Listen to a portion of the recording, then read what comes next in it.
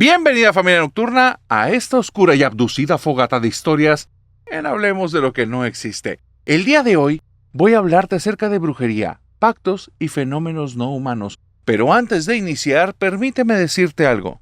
Si tú eres de Ciudad de México o de cualquier otra ciudad a las que vamos a ir con las fogatas de historias, te recomiendo que vayas a los canales de difusión terminando este video y entres a los boletos para que puedas separar tu lugar en la fogata, porque ya estamos muy cerquita de iniciar esta segunda ronda de lugares y muy pronto vamos a estar en tu ciudad. Y sí, querida Ciudad de México, ya están los boletos disponibles para que puedan separar su lugar para la fogata y espero que les haya gustado la sorpresa. Una vez dicho esto, antes de iniciar, yo te recomiendo, especialmente si eres nuevo, que ve por algo para comer y algo para tomar. Siéntate, acomódate y ponte a gusto, pero ni se te ocurra apagar la luz, porque estás a punto de iniciar una abducida fogata de historias. Comenzamos.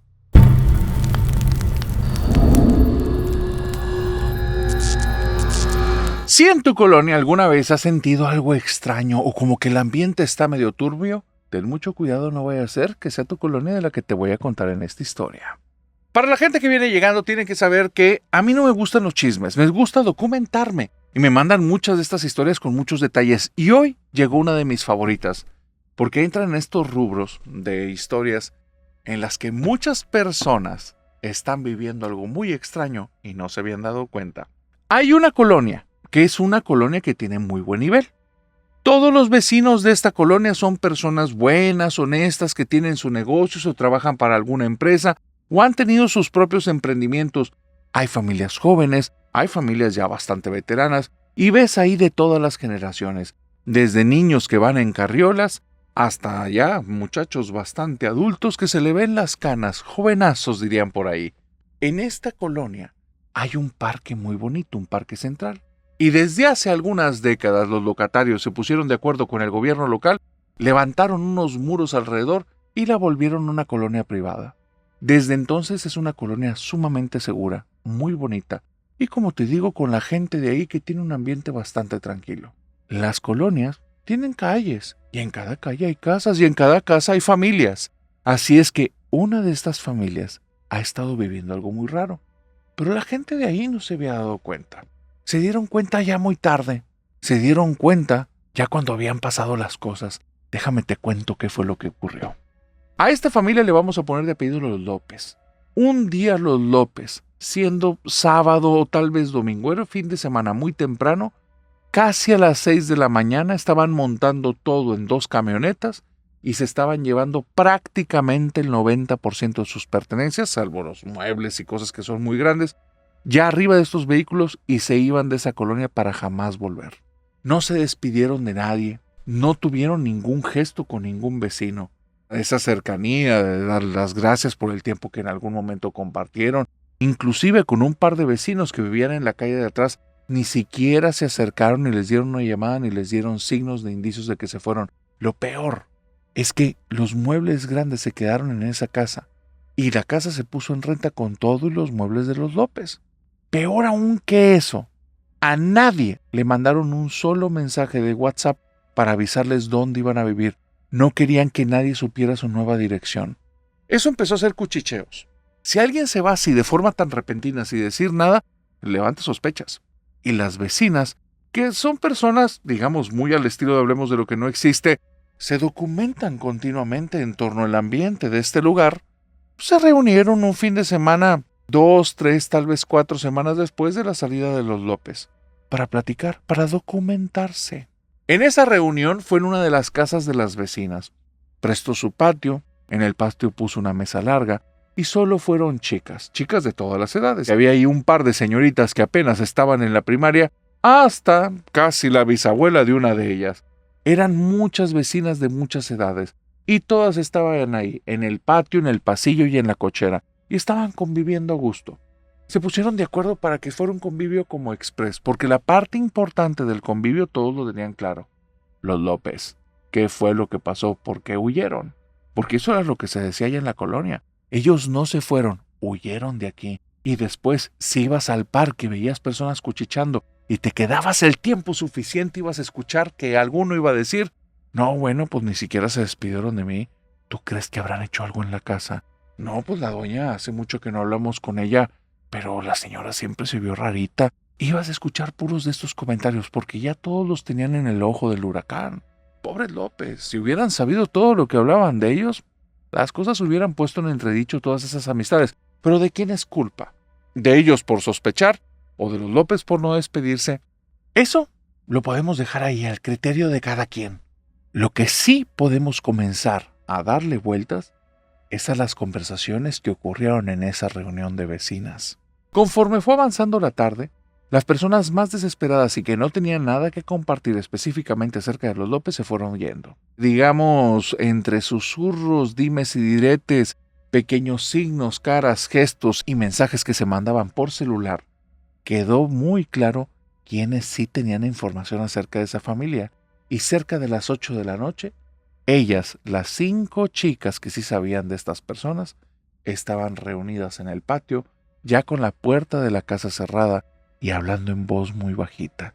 No querían que ya nadie se enterara, porque fueron ahí pidiendo información a cada uno de los vecinos y nadie sabía nada de los López, salvo ellas 5. Estas 5 se reúnen alrededor de la mesa. Para este punto ya todos se habían llevado la comida, la merienda y lo que habían compartido ahí. Ellas pidieron alguna comida, algo, un tentempié. Pero ¿sabes algo?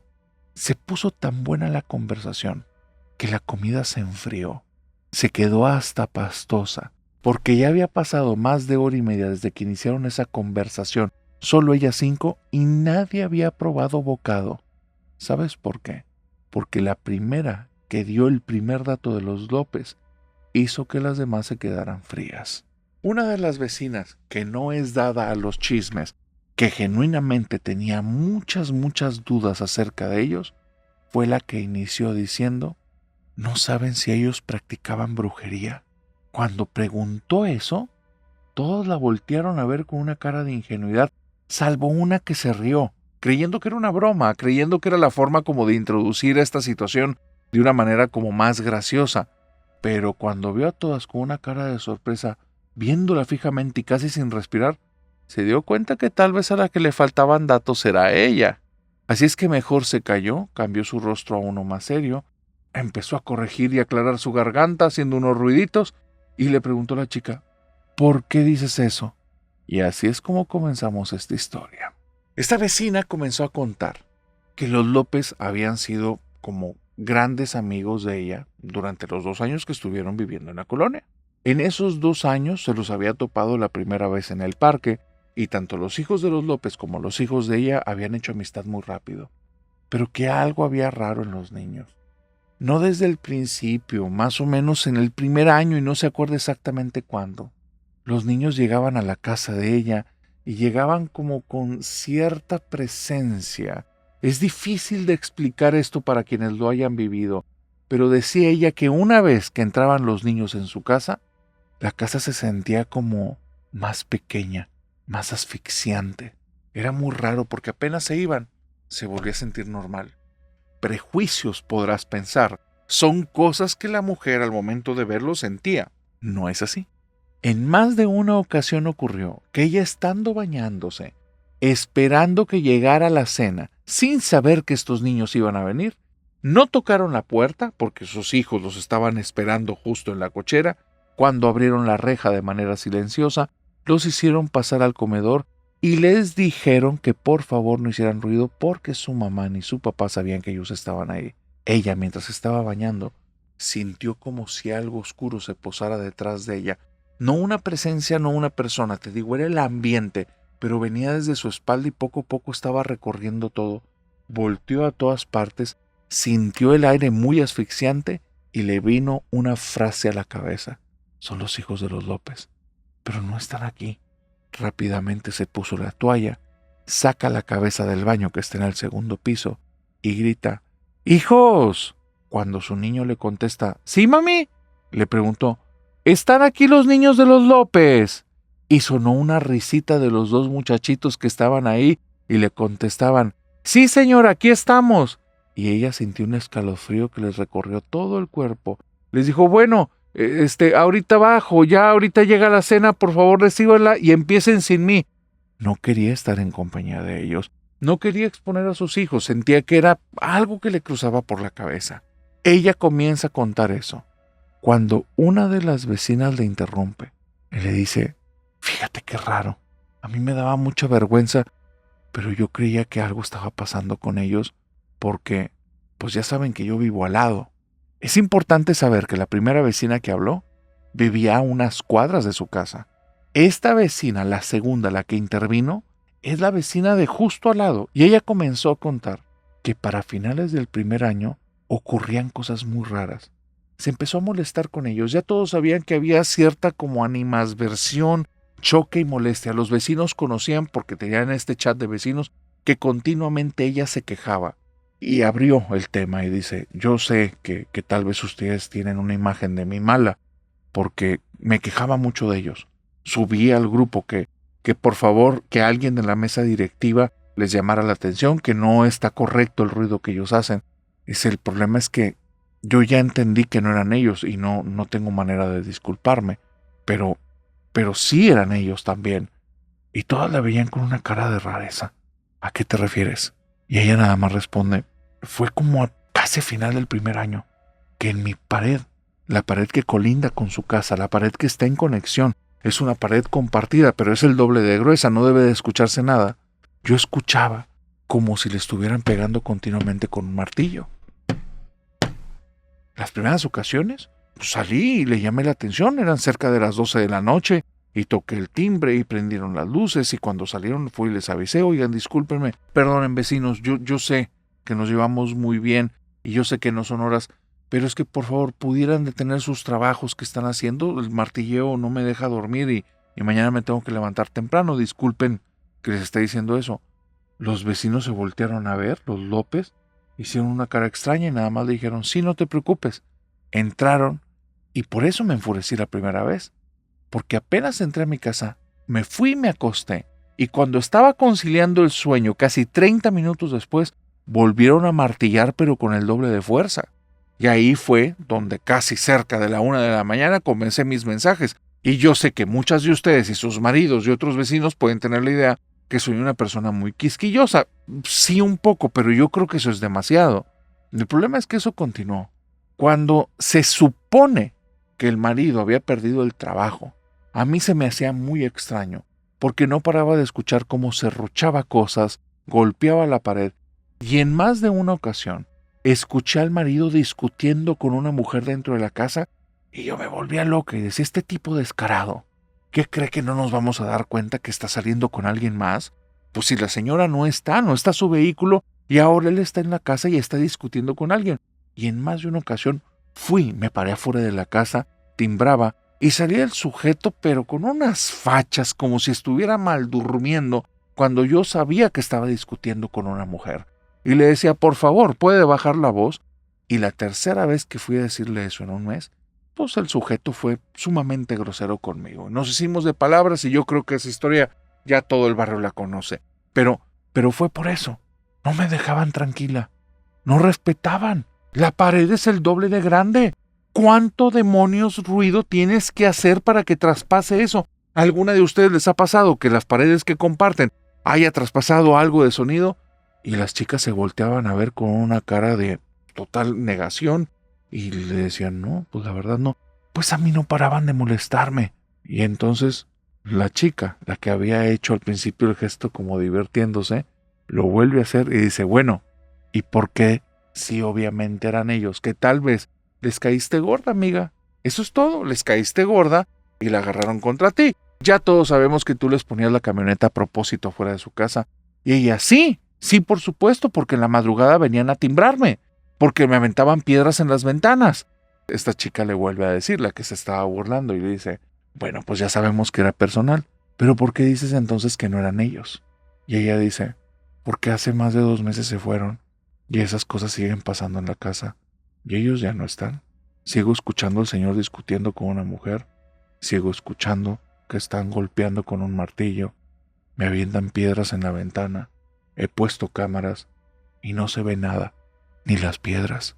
Algo hacían ellos que también empezó a afectar mi casa. ¿Y sabes qué? Yo no me di cuenta, pero Ustedes yo sé que saben, yo sé que se ha hablado aquí, saben que me divorcié y que mi esposo se llevó a mis hijos. Y todos creen que yo soy una persona como muy conflictiva, yo sé, pero me doy cuenta que era por ellos. Me quitaron mi paz. No me di cuenta en qué momento se la robaron. Toda mi vida se empezó a ir para abajo.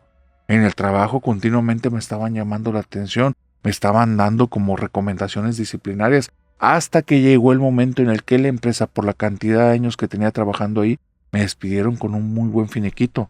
Tengo más de un año sin trabajar. Vivo de lo que pude ahorrar de ese finiquito, pero desde que estoy en la casa entiendo ya. Mis nervios siempre están de punta, siempre estoy de mal humor, y tiene que ver con algo de ellos. Puedes imaginar a la pobre mujer, no tan bien peinada, la ropa un poco desalineada, y ella, por más que intentaba guardar la compostura, tenía cierto tique en el ojo izquierdo mientras hablaba. Todas las vecinas intentaban hacerse de la vista gorda, que es una forma de decir que intentaban pasar de largo, hacer como si no vieran eso, y les daba un poco como de vergüenza, de pena ajena, porque al empezar a hacer todos esos gestos, todas pensaban, bueno, pues es que sí eres bastante quisquilloso, sí se nota que tienes un problema, ¿verdad? Parece que nada más no lo ves tú, pero se lo guardaban. ¿Sabes por qué? Porque salvo la chica de las burlas, las demás también tenían cosas que compartir. Y ponían en entredicho que si lo que ella estaba viviendo era parte de su locura, o si tenía que ver algo con los López. Después de ese momento, fue un poco complicado continuar con la plática. Todo se había puesto en un silencio incómodo, y todas ellas estaban desviando las miradas intentándose no ver las unas a las otras. Fue otra de las chicas la que comenzó a hablar, y empezó a decir un poquito bajito al inicio, y después fue subiendo la voz conforme fue agarrando confianza. A mí también me pasaban cosas. Yo también creo que ellos hacían algo. Y donde ella empieza a decir eso, esta chica que hacía esos comentarios, que parecía que no creía en nada y que tenía más este tono burlón, la dueña de la casa, ella fue la que la voltea a ver y le dice, a ver, no te estamos escuchando, lo puedes decir aunque sea un poquito más alto. Y cuando se lo hace así en un susurro, pero viéndola directo a los ojos, a la otra le entra un poquito de confianza y dice, les estoy diciendo que también me pasaban cosas, que yo creo que sí hacían algo. Y ella dice, bueno, cuéntanos. Y todas comenzaron a acercar su cabeza hacia el centro de la mesa para poder escuchar más. La chica también alargó un poco el cuello y empezó a contar. En mi casa tenemos muchas cucarachas. Y esta chica, la dueña de la casa, la voltea a ver con una cara que dice, bueno, si gustas te puedo recomendar un fumigador. Y la fulmina, la mujer que estaba hablando, la fulmina con una mirada, como con una cara de incredulidad y coraje y como si estuviera una revoltura de emociones, y le dice, no me refiero a eso.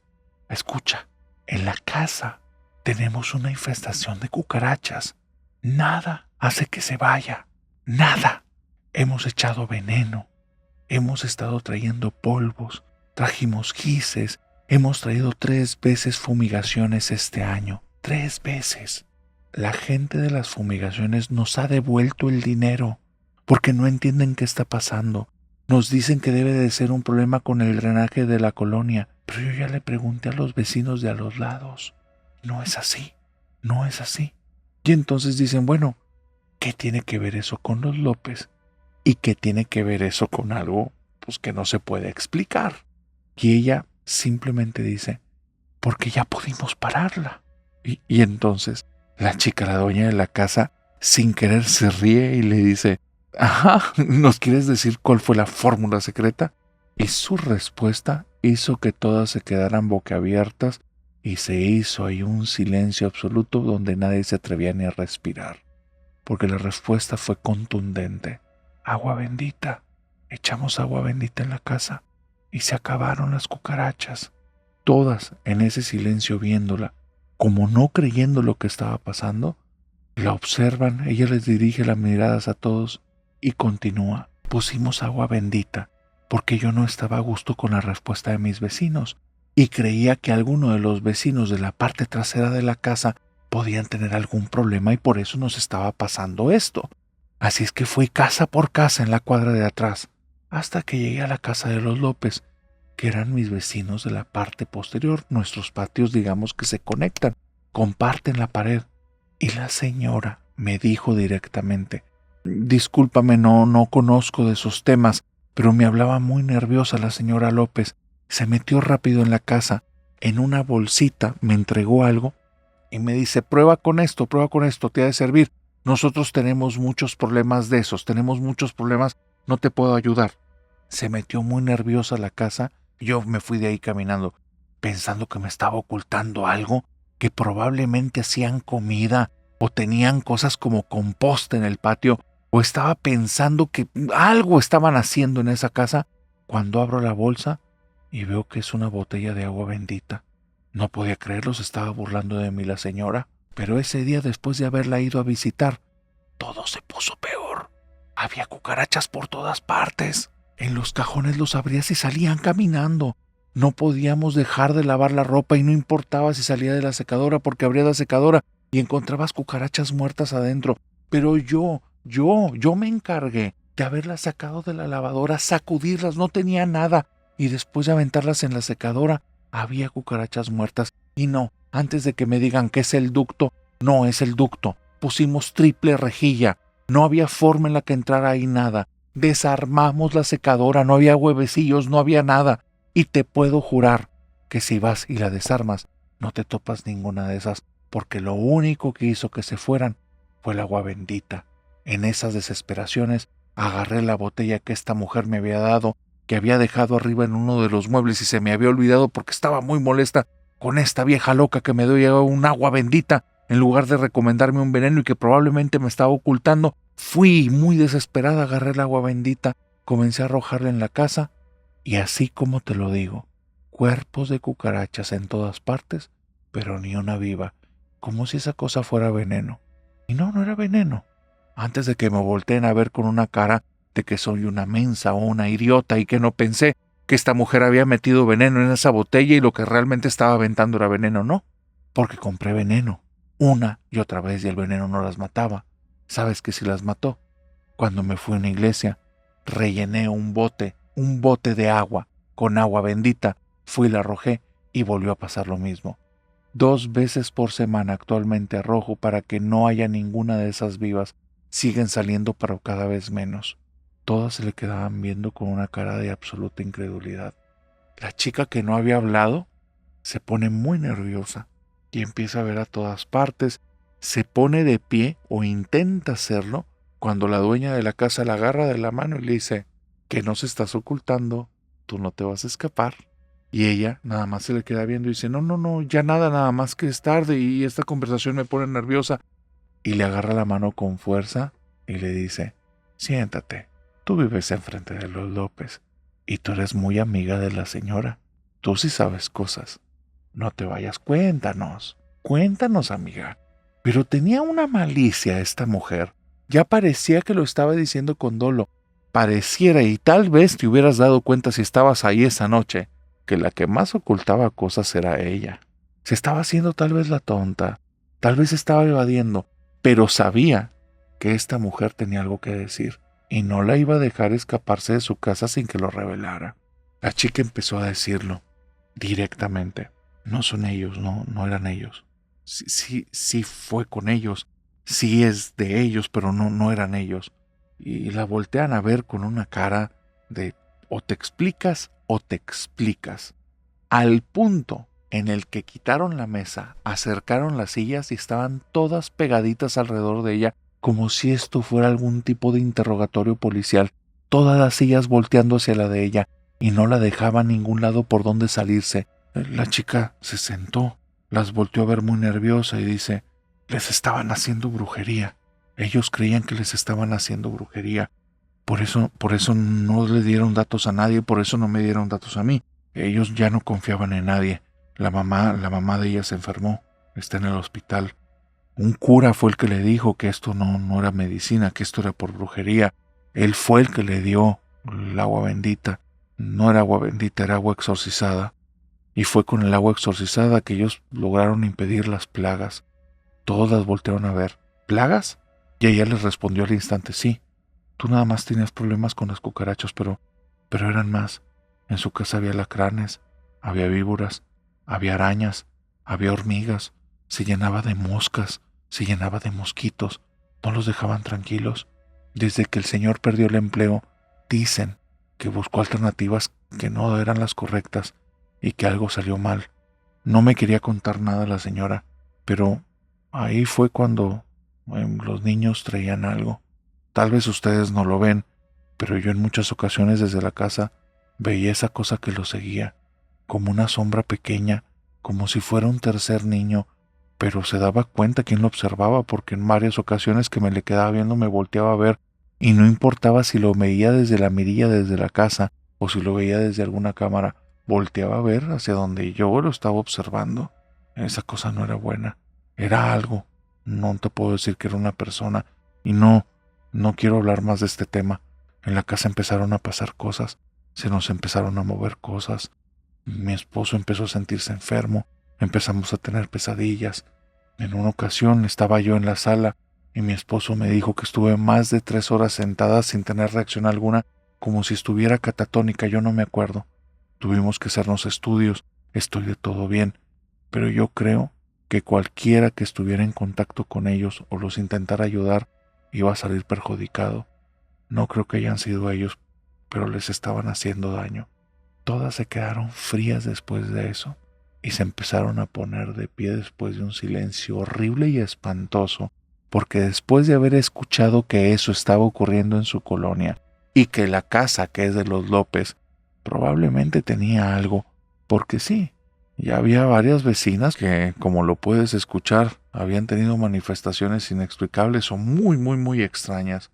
Después de ese silencio y la sensación horrible de estar ahí, bajo la presencia de tal vez eso algo que sigue a los niños, que no le gusta que lo observen, que no le gustan que hablen de él, una de ellas se puso de pie y nadie le impidió que se fuera. De ella la siguió una segunda, y así continuamente hasta que la dueña de la casa se quedó sola. Estaba tan asustada, porque sentía que traía ahí algo pegado detrás de las piernas, algo pequeñito, pero que lo traía ahí como observando, como atento, para ver qué más decían, para ver qué más hablaban. La dueña de la casa no habló, no dijo nada, pero era porque ella sospechaba de todas ellas. Ella creía que alguna de ellas les había hecho brujería. Esta chica hacía deporte muy temprano, muy temprano, y en varias ocasiones, afuera de la casa de los López, cerca de las 4 de la mañana, se topó a la señora López con una manguera muy asustada, moviendo un montón de tierra que los tenían justo en la entrada. ¿Alguien les había dejado tierra de panteón? Alguien les estaba haciendo un trabajo de manera directa. Y no es que supiera de brujería y no es que conociera de estas cosas, sino que, digamos que por sororidad o por el simple hecho de ser su vecina, se acercó a la señora López la primera vez que la vio y le dijo: vecina, buenos días, le dejaron aquí un desastre, ¿quiere que le ayude? Y la señora López en lágrimas dijo: por favor no te acerques si quieres estar bien, vete por favor, vete. Y después poco a poco se fue enterando que era tierra de panteón, que era brujería, pero la señora López era una persona muy consciente y le decía que se mantuviera lejos. Ella estaba investigando a los vecinos. El susto horrible que se llevó fue cuando hizo una última investigación. No sabía dónde estaban los López, no sabía dónde habían ido. 2 familias se habían intentado quedar con la casa, no duraban ni siquiera 3 días y se iban ahí despavoridos en medio de la noche. No contaba a nadie, nadie se presentaba y nadie quería conocerlos. Aun cuando nadie había hablado de esto, o tal vez sí, pero no se sabía directamente, ya se corrían rumores. Ya esto en una colonia privada, en un lugar que aunque es grande, no lo es tanto. Ya estaba en la conciencia de todos que esa casa y esa gente tenía algo raro, y que todos los que vivieran ahí eran los nuevos apestados, mejor lejecitos. Esta chica, la vecina, la dueña de la casa, la que investigó, se quedó aterrada cuando se dio cuenta de esto. Sí había casas muy afectadas. Ella agarró una hoja y comenzó a dibujar un mapa señalando las casas que habían sido afectadas por eso. Insectos, apariciones, golpes en las paredes, personas que no eran religiosas y tienen símbolos religiosos, se volvieron fanáticos religiosos o todo el día están escuchando algún tipo de música, porque comenzaron a suceder cosas. 2 meses le llevó a investigar todo, hasta que prestó atención en el mapa. Y en el mapa tal vez es coincidencia, pero las casas más afectadas eran las casas a los lados de las casas de los López, la casa de enfrente de los López y 4 casas hacia atrás. En el mapa, si vieras el signo, parece una cruz invertida. Cuando ella vio ese signo, no podía creer que fuera mera coincidencia y decidió que no iba a buscar más acerca de este tema.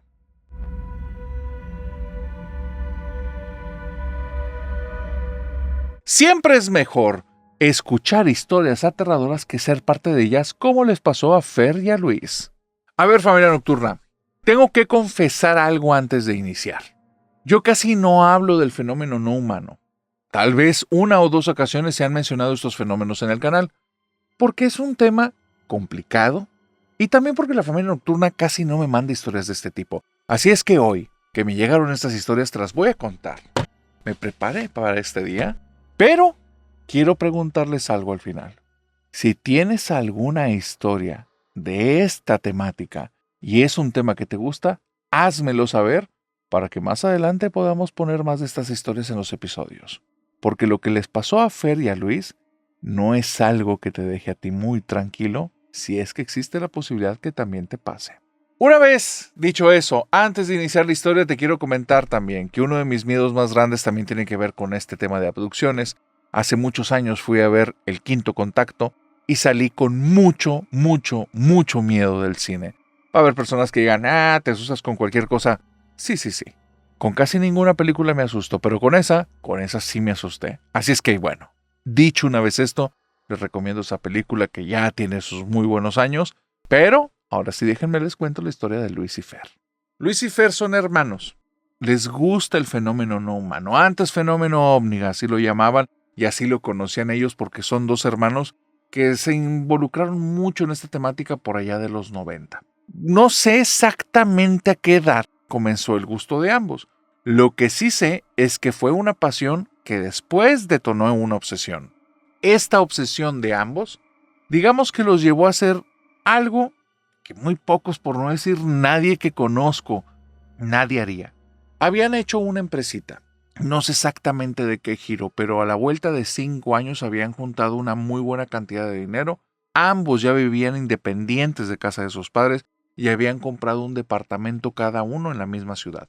No eran vecinos, vivían lejos, ambos dueños de la empresa, y tenían una relación muy buena y también como socios sumamente buena la relación, pero su pasión seguía siendo toda la temática del fenómeno no humano.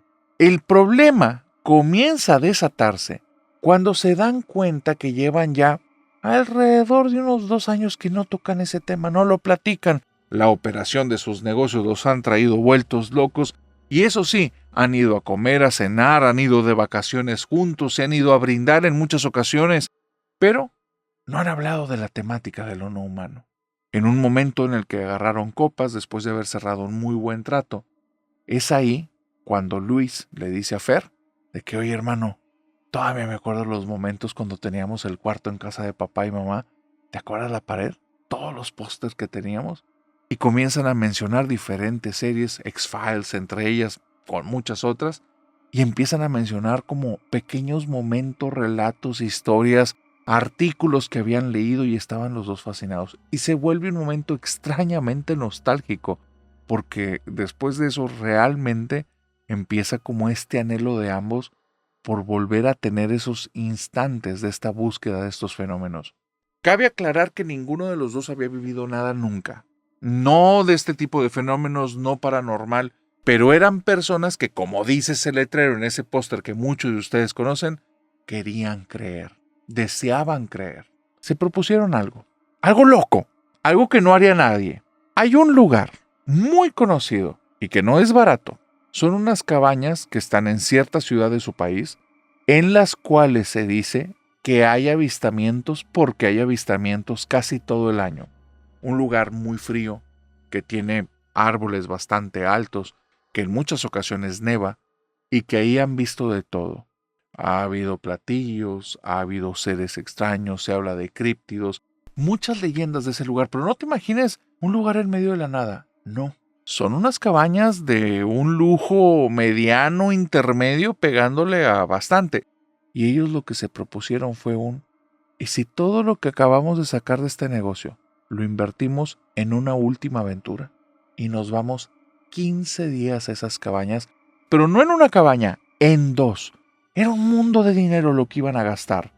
Y se habían propuesto, porque empezaron a detallar el plan ya metidos en esta nostalgia, llegó un momento en el que se transformó en un tipo de adrenalina, en una necesidad de seguir como elaborando la planificación. Y ya estaban hablando acerca de walkie-talkies o radios de onda corta, diferentes tipos de linternas, las baterías, y estaban haciendo los planes de exploración para poder tener alguna experiencia de este fenómeno no humano ya cara a cara. Salieron de ahí y en menos de 10 días, ya sobrios, ya relajados, ya cuando la sangre está fresca y ya no está caliente por el fervor de aquel momento, se vieron en la oficina y no ocuparon decir palabra alguna. Las miradas de los dos decían lo mismo: vamos a invertir en esta última aventura, que se haga esa cosa loca. Ahí mismo, después de mirarse el uno al otro, llamaron a las cabañas, separaron las dos, pidieron las especificaciones que te comento, que estén cerca la una de la otra, que si salimos al porche o vemos desde la ventana se pueda ver la otra cabaña con detalle. Y solo había 2 cabañas que tenían esas adecuaciones. Las demás estaban muy metidas entre los árboles altos y no podías ver nada alrededor, pero estas 2 estaban un poco comunicadas y de hecho les comentaban que se rentaban normalmente por grupos grandes de amigos, que ya no cabían en una y entonces se repartían entre las 2, que ahí les iba a funcionar perfectamente. La situación es que eran las cabañas más alejadas, porque justamente si se renta para grupos grandes de amigos, es que va a haber un desorden tremendo en las noches y es que se puede prestar para música en alto volumen, para pláticas a altas horas de la noche, para personas haciendo como toda su fiesta sin tener ningún tipo de limitación. Por eso, aunque las 2 cabañas se pueden ver las unas a las otras, o sea, desde una a la otra, no tienes acceso al resto de las cabañas, están aparte. Y a ellos les encantó la idea. Está perfecta. Le preguntaron a la persona: ¿qué nos puedes decir de los avistamientos? Y la persona se puso nerviosa. Y le dice: si es lo que están buscando, tal vez no es el lugar seguro. Y ellos le dicen: mira, vamos exclusivamente a eso, no le vamos a dar vueltas a este tema. Si nos aseguras que sí siguen pasando estos fenómenos, porque no hemos investigado ya en un par de años, pero ahí era el lugar, no necesito que me digas que exactamente a ti te ha pasado o que me cuentes una historia. Solo confírmame que me vas a aceptar el pago y yo voy a entender. Y el sujeto nada más le respondió: en este momento les paso la cuenta, les voy a decir el nombre de banco y ya veremos si por un giro postal o si es en un depósito directo en caja, nos manejamos bien. Y quedó clarísimo que sí, efectivamente, ahí pasaban cosas. Los 2 hermanos emocionados se prepararon todos, llevaban 1001 cosas, no se fueron en un vehículo, se fueron en 2. Estaban pero cargados lo que les sigue. No te imagines que están llevando como que aparatos muy sofisticados, porque no es el caso. Querían algo rústico. Lo que se están llevando son víveres y cosas para acampar en caso de que sea necesario. Traen ahí un par de tiendas de acampar que eran grandes y lujosas para ese tiempo. Un par de sleeping muy bueno que eran de materiales que en ese momento eran el tope de gama.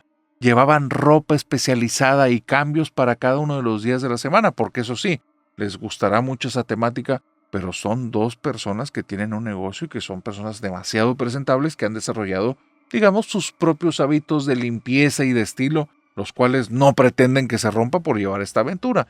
Y ya te puedes imaginar, las 2 camionetas van subiendo por esta montaña hasta que llegan a la zona del guardia. El guardia les indica cuáles son sus cabañas, les entrega las llaves y ellos van llegando en sus 2 camionetas de lujos, cada uno a su cabaña, y son más de 30 minutos y casi 25 vueltas las que tienen que hacer de la camioneta a la cabaña para ir llevando las ropas y trajes que llevan en bolsas porque los tienen perfectamente planchados, también las hieleras que llevan con víveres, las cajas que traen con algunos enlatados y demás cosas. El equipo que llevan, no sé si walkie-talkies, radios de onda corta, algo llevaban ahí para comunicarse, y estando, mientras estaban haciendo todo el acomodo, se están mandando mensajes los unos a los otros y están los 2 muy divertidos. Entre las conversaciones están comentando: oye, qué loco, realmente no nos va a pasar nada, tú y yo lo sabemos, pero no deja de ser una aventura buena. Y el otro se ofende: no invertí tanto dinero para que no pase algo. O sea, no me digas que tú realmente no crees en esto. Y le dice: no, bueno, hermano, pues tú sabes que sí, creo en esto, me gusta. Pero tú crees que nos llega a pasar, en la vida nos ha pasado nada. ¿Cuántos montes no fuimos tú y yo? ¿A cuántas reuniones no fuimos tú y yo? Y nunca nos ocurrió absolutamente nada. Y el hermano dice, no me hagas empezar así la aventura. Ya estamos aquí, vamos a creer que sí nos va a ocurrir. Y comenzaron a pasar los días. Días muy interesantes, porque en el día no había nada que ver, nada que revisar. Los dos salían a caminar un rato, iban a caminar por los cerros, buscaban guardabosques y guardias que estuvieran por la zona para preguntarles historias, pero todos tenían estrictamente prohibido hablar de esa temática. Y como ya los habían auditado en 2 ocasiones y habían despedido gente porque habló, porque los auditores se vestían de clientes, de huéspedes de la zona, ya estaban herméticos ante la temática. Eso fue haciendo que el ambiente fuera un poco tenso, un poco molesto. Ellos se comenzaron a acercar a vecinos de las cabañas, pero las personas de las cabañas eran un poco renuentes a platicar, no los conocían. Y 2 tipos que vienen muy bien vestidos, que desentonan por completo con un lugar tan campirano, aunque es de lujo, su ropa no va del todo con el lugar. Se ve demasiado como citadina, demasiado no adecuada para la zona. Y les están preguntando aparte por fenómenos no humanos. Suena extraño. Y tal vez ellos no lo pensaron en su momento, pero eso fue parte de lo que les cerró las puertas y nadie quería hablar con ellos. Para cuando se han cumplido 7 días, ya esta es una combinación de un poco de fastidio, un poco de hartazgo. Han tenido 2 avistamientos cuando están juntos, sentados afuera de las cabañas, con 2 sillas plegables, viendo el cielo y de repente, mira esa luz. Ah, es una estrella fugaz. Mira esa luz. Ah, es una lluvia de estrellas fugaces. Mira esa luz. No es nada. Absolutamente nada. Yo no vi nada. Y después de 2 días de estar así, ya el fastidio es un poco mayor. El hermano que decía no nos iba a pasar nada, lo veía con cierto rostro de te lo dije al otro, y el otro le respondía con una mirada de por favor cierra la boca y no se te ocurra mencionar esas palabras. Y Fer y Luis se querían y se conocen y saben cómo son. Y se fueron a dormir el día número 7, 8 o 9. Ya están muy cerca de regresar. Y esa noche comenzó esa historia. Porque Fer y Luis se habían ido a sus cabañas. Ya se iban a dormir temprano. Ya no había nada que ver, no había nada que observar. Poco a poco esa gasolina, ese auge de buscar cosas se había gastado. Cuando de repente Fer, en medio de la madrugada, empieza a escuchar un estruendo. No se siente nada en la cabaña, es una cabaña bonita, lujosa. El closet lo tiene lleno de ropa que no ha utilizado, porque ya estando ahí el fastidio lo ha llevado a que ni siquiera se bañe por completo. Hace tanto frío en el lugar que él no está sudando, está congelándose. ¿Qué demonios va a estar metiéndose el agua fría? Ese lugar lo tiene todo acomodado como lo tenía el primer día, salvo el comedor, en el que hay muchas latas ya tiradas afuera de la basura. Solo el fin de semana pasa el camión de basura y un guardabosques les dijo como un poquito burlonzón, no les recomiendo que dejen basura fuera de la cabaña, al menos de que quieran que se les acerque un oso. Y donde escucharon eso, toda la cabaña de ambos pues ahí tienen su basura porque no quieren que afuera haya algo que esté llamando a estos animales. Y fue el guardabosques el que les dice, no recolectamos la basura hasta el fin de semana, ustedes son de los pocos que se quedan tantos días a ver cómo le van a hacer. En fin. Ahí en esa casa ligeramente pestilente, muy acomodada, sumamente helada, se levanta Fernando en medio de la madrugada y se levanta por ese estruendo.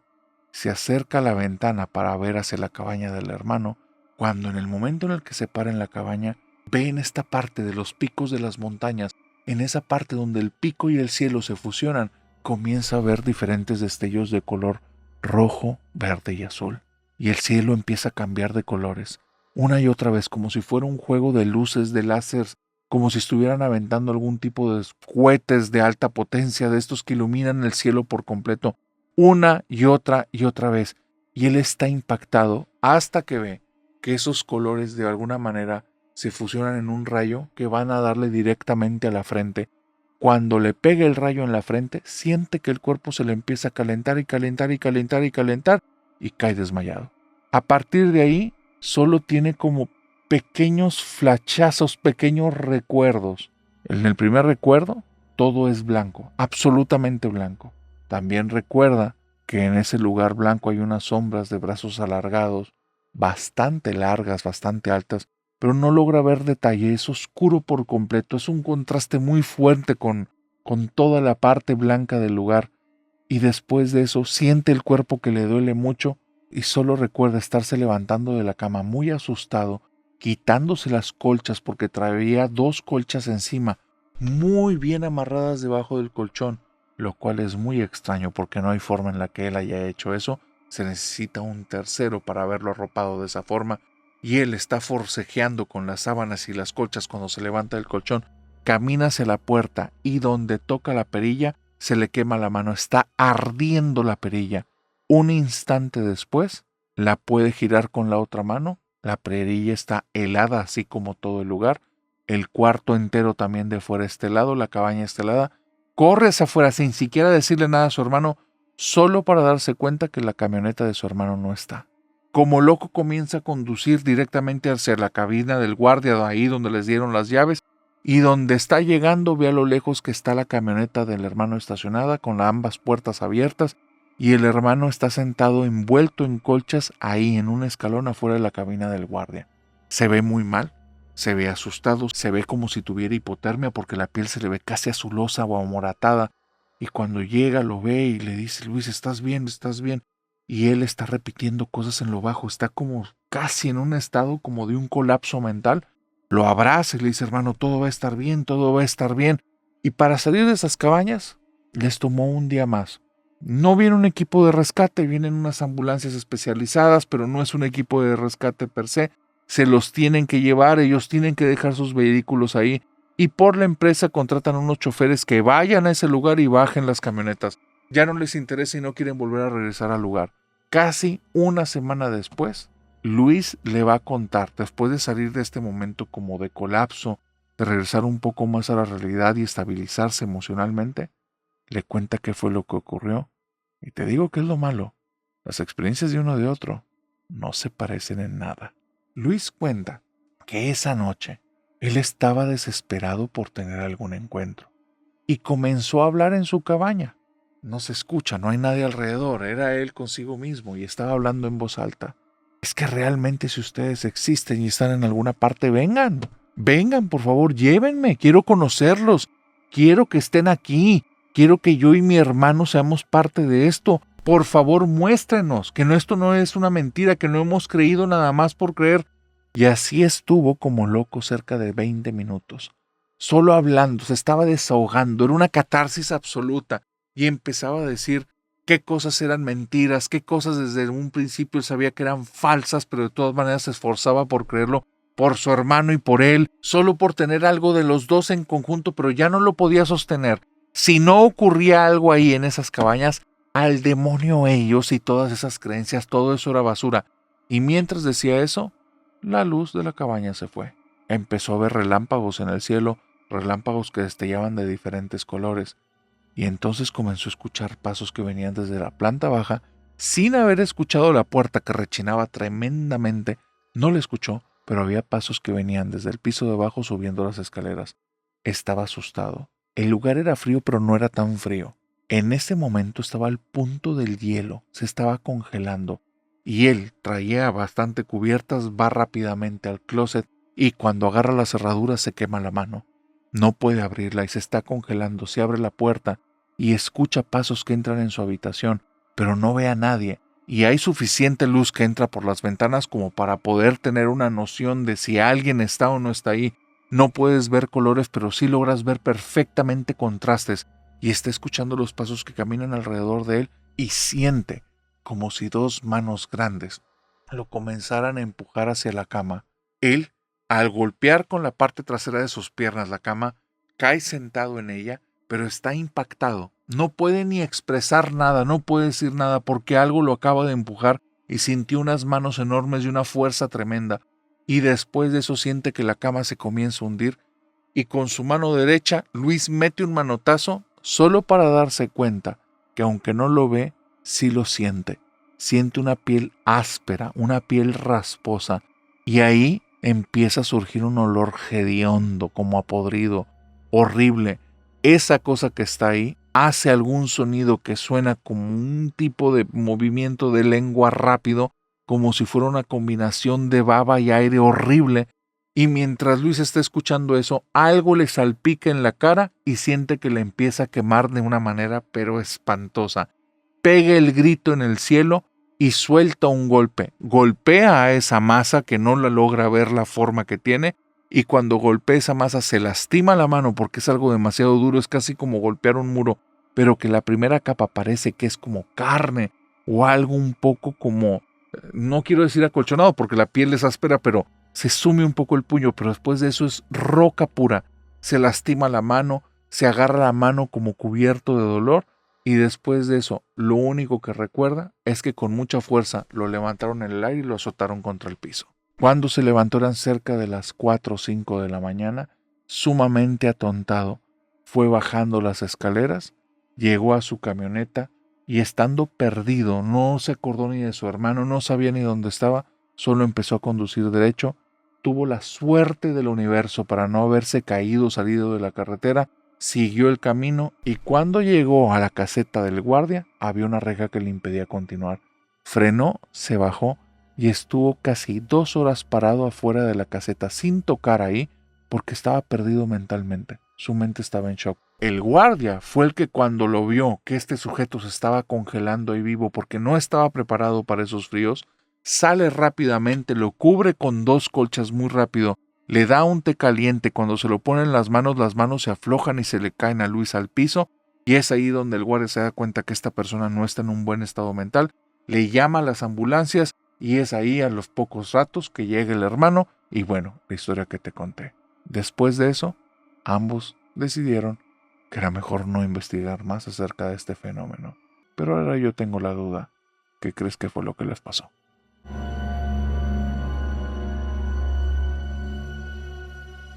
Y con esa historia, mi querida familia nocturna, hemos llegado al final de esta oscura fogata de historias. Así es que antes de despedirme, permíteme decirte 2 cositas. La primera, recuerda que estamos en la marcha del millón, en la otra plataforma, la que antes solo era de música, y ahora también estamos ahí con el podcast. Pero en esa plataforma, por cada 15,000 seguidores, vamos a subir una plática secreta, que por cierto, ya se subió la primera, y no sé si ya la escuchaste, porque si no la has escuchado, de lo que te estás perdiendo. Una vez dicho esto, recuerda que las fogatas en su ciudad están a punto de reiniciarse y la gente de Ciudad de México, espero que les haya gustado la sorpresa, porque ya ven dónde nos vamos a presentar y ya pueden ir a separar su lugar. Ahora sí, cuéntenme en los comentarios cuál fue la historia que más les gustó y si les gustaría escuchar más historias de fenómenos no humanos. Y bueno, de aquí, querida familia nocturna, hasta que nos veamos en el próximo video, les deseo que tengan dulces pesadillas. Bye bye. Narrador, nada más fueron 2 historias bien buenas, pero la tercera. Me los vas a chiflar un chorro, vocecita del más allá, me los vas a chiflar un chorro. ¿Qué dices? ¿Sí? La tercera. ¡Oh, ya sé! Sí les tengo una. Y de hecho es una que no tenía preparada para el episodio, pero fue una historia que escuché y me gustó un montón. ¿Sí ubicas a Regalito el Payasónico? Ah, claro. Bueno, hace muchos años aparecieron con este concepto de los payasónicos. Realmente en el momento en el que aparecieron yo no los conocí como 10 años después, porque casi no consumía televisión. Después, ya cuando lo vi en un montón de programas y ya lo vi en internet y todo, pues me di cuenta que un tipo carismático, este concepto de payasos, todo súper bien. Pero pues no tiene nada que ver con las documentaciones que hacemos aquí en el canal de lo paranormal. Hasta que me topé con esta historia y fue algo que le pasó a él y está bien fuerte. Dice que estaba en su gira cuando tenían su circo, no sé si todavía lo tengan, porque creo que el video sí es viejón. Estaban con el circo y se fueron a esta gira y estaban estaban a unas horas de Saltillo. Y en este lugar en el que están, van y ponen el circo en cierta zona y dice que empiezan a pasar cosas muy raras desde el momento en el que instalan el circo. Hay que entender una parte del fenómeno que eran los payasónicos porque si no va a ser muy complicado. Fue algo muy grande a nivel nacional, no sé si internacional, pero a nivel nacional fue algo muy grande. Tenían giras en toda la República, aparecían en muchísimos programas y la cantidad de seguidores, pero era algo así estratosférico, algo exageradísimo. No, creo que no estoy mintiendo si digo tal vez decenas de millones de personas, si no es que cientos de millones de personas querían, seguían y buscaban a los payasónicos. Era así algo tremendo. Te digo esto porque entonces, entendiendo ese contexto, lo que comienza a ocurrir sí está extraño. La gente no va al circo, ni una persona. Y están yendo a ese lugar porque es parte del tour y saben que ahí va a haber mucho movimiento. O sea, mucha gente va a ir al espectáculo y la gente no va. Y empiezan a hacer labor de campo, preguntar a las personas, oigan, ¿qué están pasando? Invitarlos. Y la gente del poblado de esa zona les dice directo, es que ¿por qué se instalaron ahí? Ahí no es bueno. No, ahí no vamos. A ese lugar no vamos. No cuenta especificaciones si estaba cerca de algún lugar o si tenía algo específico, pero específicamente donde lo pusieron, le decían, no vamos, no vamos, no vamos, no vamos. Pues va avanzando la semana y ni un alma se para en el circo. No más no, cuando era un éxito donde lo llevaban. Al punto en el que ya están diciendo, pues vámonos de aquí. No entendemos qué pasa, no había manera de cambiarse o tal vez ellos decían, no, pues tampoco vamos a estar accediendo a que si no les gusta un espacio específico tengamos que mover todo porque pues el montaje no es cualquier cosa. Dentro de su equipo tiene una persona que escucha, pero es mudo. No habla nada. No sé si emita o no sonidos, no sé exactamente el problema, porque ya sabemos que hay como todo un espectro, toda una gama, pero él no podía hablar en sí. Hacía muchos gestos, muchos ademanes, era un tipo muy gracioso, porque como está con payasos, y los payasos se expresan mucho con pantomima y con clown y todo esto, como que fue aprendiendo y era muy expresivo. Entonces cuenta Regalito que un día él está metido en su camper, en la zona en la que él se duerme, son 10, 12 de la noche, pero no había funcionado ese día tampoco, y ya estaba cansado mental, físicamente, cuando ya en la madrugada le empiezan a tocar como locos la puerta, no había pasado eso en nada, en ningún momento en la esquina, y cuando se asoma por la ventana, es este tipo que no puede hablar, y le está haciendo un montón de señas, pero se da cuenta Regalito que tiene mucho miedo. Entonces le hace un gesto como diciéndole, ¿qué pasa? ¿Qué pasa? No sé si se escuchaba o no, si le gritó, pero el mudo le empieza a hacer muchos signos que Regalito dice, ¿qué es eso? No entiendo qué sucede. Se asoma por la ventana para ver si no está en peligro, si no es que hay alguien ahí atacando, porque pues sería el peor error abrir la puerta porque ya lo dejaste entrar. Y se da cuenta que no, y el mudo está impaciente pidiéndole como que abra la puerta. Cuando abre la puerta, luego el mudo lo agarra en la mano y lo baja, y le empieza a señalar la carpa del circo. Y Regalito dice, a la madre, o sea, pasó algo en la carpa. Así es que va caminando para allá y el mudo va haciendo caras y gestos que dice, no, yo no se los había visto. Es un tipo que sí hace estas caras y estos gestos y se da a entender muy bien, pero no le entendía. Y me hacía caras que yo entendía que algo me asustó. Algo me asustó, pero no entiendo qué. Por las caras y movimientos, pues no captaba. Llego a la carpa y ya llegando ahí, pues volteo y digo, no traigo nada. Y si alguien se metió, ¿qué hago? Y me encuentro una escoba y pues agarré el palo de escoba, era lo que traía. Y el otro tipo se mete y me empieza a señalar y me empieza a hacer caras y gestos. Y yo estoy volteando para todas partes y pues está vacío. Y le empezó a decir, oye, pues ¿qué pasó? ¿Qué es? ¿O qué? Y entonces me señala para arriba. Y donde me señala para arriba volteo y se empieza a iluminar la carpa. Y yo nada más veo como de entre la parte de arriba donde se conectan parte de los arneses y todo, se empieza a hacer una bola de fuego. Y la bola de fuego empieza a dar vueltas y se sale por una de las entradas. Y el sujeto, el mudo, me empieza a hacer los signos donde yo la vi, después lo entendí como yo la vi, que era una mujer que se subió, se elevó y se transformó en esa bola. Y entonces Regalito, como él sí entiende el español, le decía, tú viste a una mujer que se elevó y se transformó en una bola de fuego.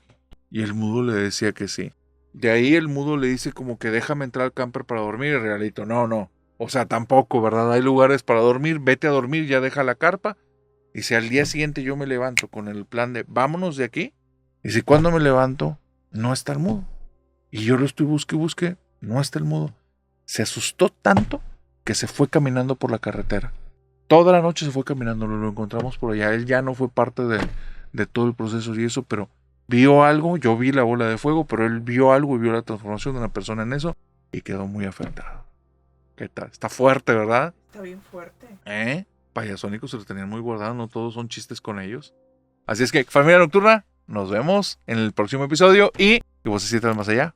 Muchas gracias. La gente te ha dicho que gracias por estar ahí solicitando las historias. Yo digo que me los estás chiflando mucho. Bye bye.